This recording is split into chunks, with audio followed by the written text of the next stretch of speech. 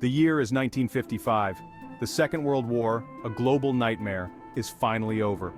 From the ashes of conflict, a new age of speed and innovation is dawning, and at the forefront of this revolution stands a car unlike any other, the Mercedes-Benz 300 SLR Uhlenhaut Coupe. This wasn't just a car, it was a statement, a symbol of German engineering prowess reborn. It was a car built to dominate, a car that would etch its name into the annals of motorsport history. This is the story of its creation, its triumphs, and the tragedy that would forever alter its destiny. The 300 SLR Uhlenhaut Coupe was more than just a race car. It was a rolling testament to the brilliance of its creator, Rudolf Uhlenhaut. Born in 1906, Uhlenhaut wasn't your typical gearhead. He was an engineer's engineer, a man who saw the world through the lens of physics and mathematics. He joined Mercedes-Benz in 1931, and his genius quickly became apparent. Uhlenhaut's impact on Mercedes-Benz was immediate and significant. He quickly rose through the ranks, his talent impossible to ignore. His understanding of aerodynamics and chassis dynamics was unparalleled. He could look at a car and instinctively know how to make it faster, more agile, more responsive. And with the 300 SLR Uhlenhaut Coupe, he had the perfect canvas to showcase his mastery.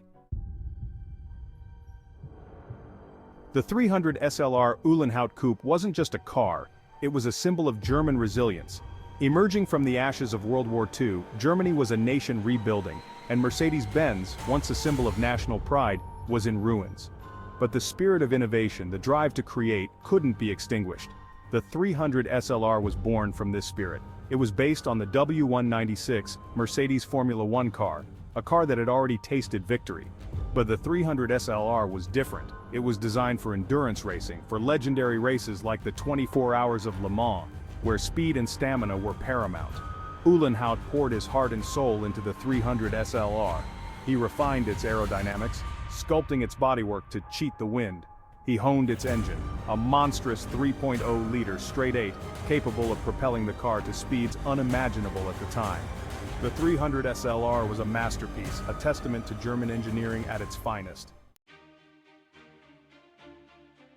Before the 300 SLR Uhlenhaut Coupe graced the world stage, its predecessor, the W196, laid the groundwork for its legend.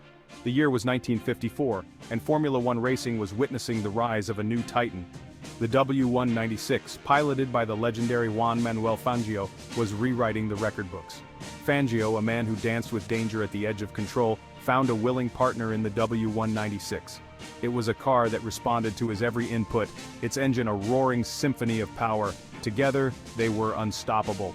The 1954 French Grand Prix was a testament to their dominance. Fangio, with surgical precision, navigated the twists and turns of the Reims-Gouges circuit.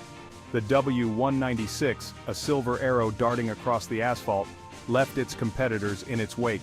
It was a display of pure driving brilliance and engineering excellence. The 1954 Formula One World Championship was a foregone conclusion. Fangio, behind the wheel of his trusted W196, claimed the title with ease.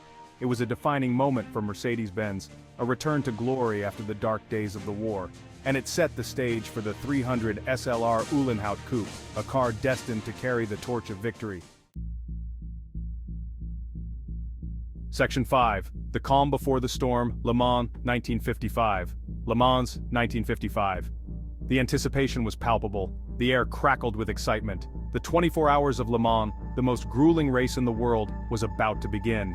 And all eyes were on the Mercedes-Benz team.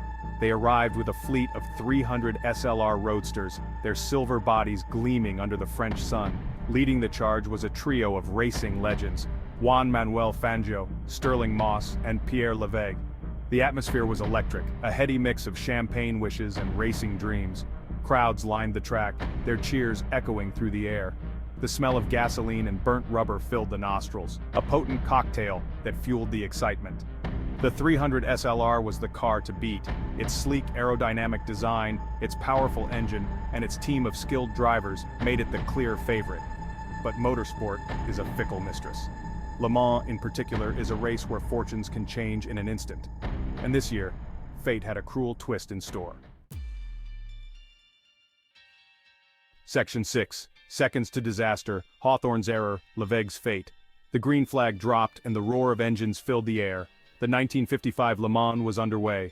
The Mercedes-Benz 300 SLRs, living up to their promise, took an early lead. The crowd roared their approval, their cheers a thunderous symphony of excitement. Mike Hawthorn, driving a Jaguar D-Type, was locked in a fierce battle for the lead with Fangio's Mercedes. As they approached the end of the pit straight, disaster struck. Hawthorn, in a split-second decision, veered into the pits, cutting off Lance Macklin's Austin Healey. Macklin, caught off guard, swerved to avoid a collision, his car careening into the path of Pierre Levegh's Mercedes. The impact was catastrophic. Levegh's car, launched into the air like a projectile, flew into the packed grandstands. Debris rained down on the horrified spectators. The roar of the crowd was replaced by an eerie silence, broken only by the crackling of flames and the anguished cries of the injured. Section 7. The Aftermath, a black mark on motorsport history. The 1955 Le Mans disaster was a tragedy of unimaginable proportions. The crash claimed the lives of over 80 spectators while injuring countless others. Pierre Levegh, a skilled and respected driver, also perished in the wreckage. The world of motorsport was in shock. Never before had such a tragedy unfolded on a racetrack. The images of the crash, the mangled wreckage, and the faces of the victims were seared into the collective memory of a generation. The blame game began immediately. Some pointed fingers at Hawthorn, accusing him of reckless driving. Others blamed the track design, arguing that it was too fast and unforgiving. But the truth, as with most tragedies, was far more complex. It was a confluence of unfortunate events, a series of errors in judgment that culminated in unimaginable horror. Section 8. Silence falls. Mercedes-Benz withdraws from racing. The aftermath of the 1955 Le Mans disaster left an indelible scar on the world of motorsport. Mercedes-Benz, a company synonymous with speed and innovation, was reeling. The weight of the tragedy, the sheer magnitude of the loss of life, forced a period of introspection. In a decision that shocked the world, Mercedes-Benz announced their immediate withdrawal from motor racing. It was a gesture of respect for the victims, a recognition of the profound impact the tragedy had had on the company and the sport. The silver arrows, once symbols of German engineering prowess, were silenced. The roar of their engines, the thrill of their speed, was replaced by a deafening silence. It marked the end of an era, a poignant reminder that even in the pursuit of victory, some lines should never be crossed. Section 9. The Ghost of Le Mans, the Uhlenhaut Coupe's enduring legacy. In the wake of the Le Mans tragedy, the 300 SLR Uhlenhaut Coupe, originally intended as a road-going version of the race car, became a ghost of what might have been. Only 2 prototypes were ever built, their sleek gull-wing doors a tantalizing glimpse into an alternate timeline where they ruled the racing world. But fate, it seems, had other plans. The Uhlenhaut Coupes, cloaked in secrecy, became the stuff of legend. They were rarely seen, their existence whispered among automotive circles. They were a testament to Uhlenhaut's genius, a showcase of his mastery of aerodynamics and design. Their flowing lines, their powerful engines, their sheer presence, whispered tales of what might have been. Section 10. A treasure from a bygone era, the Coupe's rarity and value. Today, the Mercedes-Benz 300 SLR Uhlenhaut Coupe stands as one of the most valuable and sought-after cars in the world. Its rarity, its beauty, and its connection to a bygone era of racing make it a prized possession for collectors and enthusiasts alike. The 2 existing prototypes are considered priceless, their value impossible to quantify. They are more than just cars, they are rolling sculptures, embodiments of a time when racing was pure, when danger lurked around every corner, and when legends were forged on the track. In 2022, one of the Uhlenhaut Coupes was sold at auction for an astounding €135 million, making it the most expensive car ever sold. It was a testament to the enduring legacy of the 300 SLR, a reminder that even after all these years, the allure of speed, beauty, and exclusivity remains as potent as ever. Section 11. Conclusion. The 300 SLR Uhlenhaut Coupe, an icon forged in triumph and tragedy. The story of the 1955 Mercedes-Benz 300 SLR Uhlenhaut Coupe is a tale of triumph and tragedy, of innovation and loss, of speed and sacrifice. It is a story that captures the essence of motorsport in its purest form, a reminder that the pursuit of victory often comes at a cost. The Uhlenhaut Coupe, with its sleek lines and powerful engine, remains an icon of automotive design, a symbol of a bygone era of racing.